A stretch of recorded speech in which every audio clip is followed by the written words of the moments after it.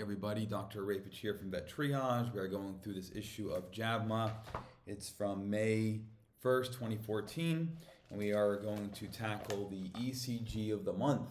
This comes out of Texas A&MUniversity. Whoop, whoop. A 2-year-old American Staffordshire terrier presented for vomiting, lethargy, anorexia, hypodipsic. Hypodipsic means less drinking. They ran a complete blood count and a biochemistry profile. They found an elevated BUN, that's blood urea nitrogen, and elevated creatinine. So the dog has azotemia.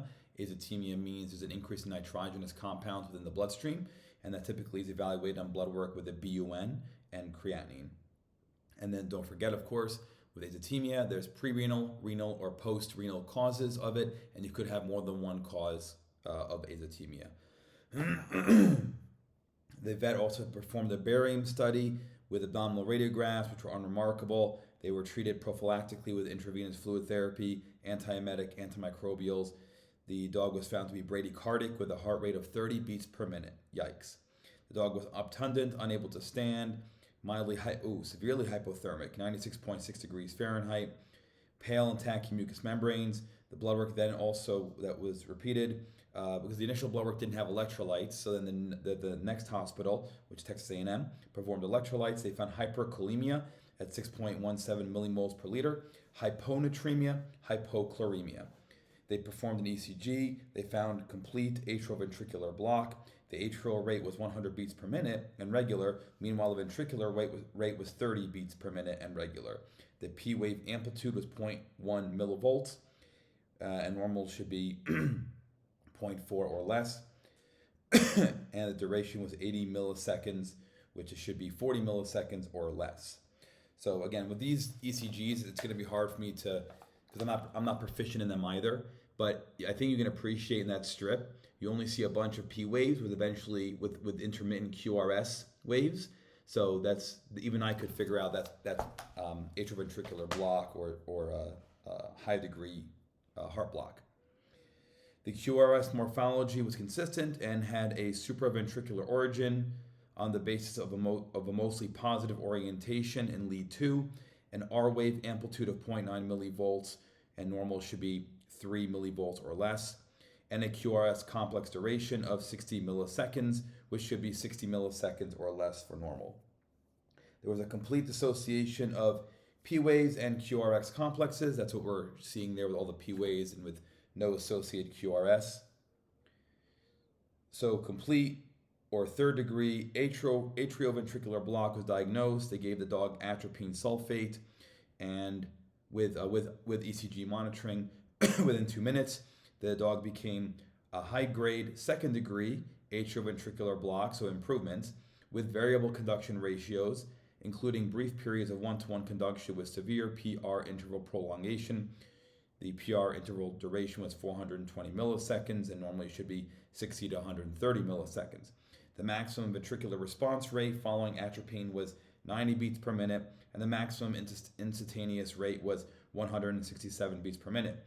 They performed an echocardiogram, and they also ran blood work for serum antibodies against trypanosoma cruzi to rule out Chagas disease and determine circulating cardiac troponin 1.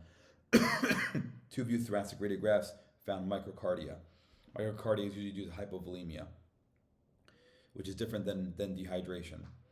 A high BUN concentration, low cholesterol, and persistent electrolyte abnormalities. Potassium was high at 7.9 millimoles per liter, so it got worse. Cortisol concentration was tested. They gave cosyntropin as well. They're ruling out Addisonian disease, Addisonian crisis. And then pending the results, the dog was treated for Addison's with intravenous fluids, dexamethasone, fludrocortisone acetate. The result of the ACTH stimulation test confirmed Addison's disease or hypoadrenocorticism. They treated with prednisone and desoxycorticosterone pivalate. Then they did another ECG in 2 days. They found sinus arrhythmia with a wandering atrial pacemaker. The mean heart rate was 80 beats per minute. The PR interval duration was 120 milliseconds. Atropine was given again, which increased the heart rate to 150 beats per minute, and a sinus rhythm and a 1-to-1 conduction. The PR interval was now 120 milliseconds. The dog was negative for Chagas disease, and the cardiac troponin 1 was normal. The dog was doing once 5 months afterwards. So again, for those who care, the ECG I have on the screen, that's this one here. And so you can see a much more normal rhythm. So discussion, third degree atrioventricular heart block is common. It causes profound bradycardia in dogs. In many affected dogs, it's idiopathic. Other causes of third degree AV block include congenital defects, drugs like digoxin, an organic cardiac disease. High vagal tone, which may be related to gastrointestinal, neurologic, or endocrine disorders, is also reported to cause third degree AV block. High potassium can develop secondary to bradycardia. The mechanism is unknown. It has been suggested that compromised renal function, hence the azotemia, secondary to decreased cardiac output, may play a role. In addition, dogs with long-standing bradycardia often undergo cardiac remodeling as a consequence of volume overload. Chamber distension or dilatation may trigger the release of natriuretic peptides with subsequent suppression of angiotensin II-induced secretion of aldosterone. So they're trying to explain there the Addisonian disease, and also if you have thoracic radiographs of your dog's chest, obviously thoracic radiographs, and the heart has enlargements to it, this may be why. This dog had microcardia, probably because the Addisonian crisis was causing severe hypovolemia, but in other dogs you could have a lack of hypovolemia and enlargement of the cardiac chambers on thoracic radiographs. High potassium is a well-recognized cause of bradycardia, characterized by progressive decrease in P-wave amplitude and prolongation of P-wave duration, and it culminates in atrial standstill and a sinoventricular rhythm. The QRS may progressively be prolonged and attenuated in amplitude prior to asystole.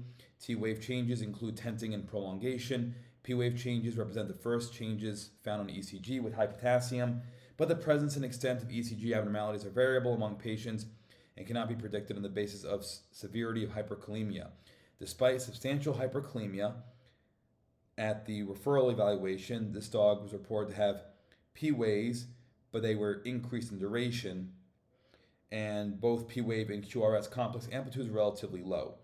Tremendous variability in the cardiac response to spontaneous high potassium in dogs has been reported, and many patients maintain normal sinus rhythm despite marked increases in potassium. This is a potentially reflection of the complex electrolyte disorders in dogs with hyperkalemia, in which concurrent sodium, chloride, calcium, and acid-base disturbances are likely. Addison's disease has been reported in 2 dogs with third-degree AV block. In both these cases, heart block was persistent and did not resolve with management of Addisonian disease, Addison's disease. Because hypoadrenocorticism is likely due to an immune-mediated process, this may suggest a common cause for these conditions. For this dog, the conversion of second-degree heart block suggested that high vagal tone contributed to the bradycardia and negated the immediate need for pacemaker placement. So yeah, this is a cool case that shows a combination of factors because it's a chicken and the egg type of a story here with these. So good one to learn from. Thanks, guys. We'll see you in the next one. Take care.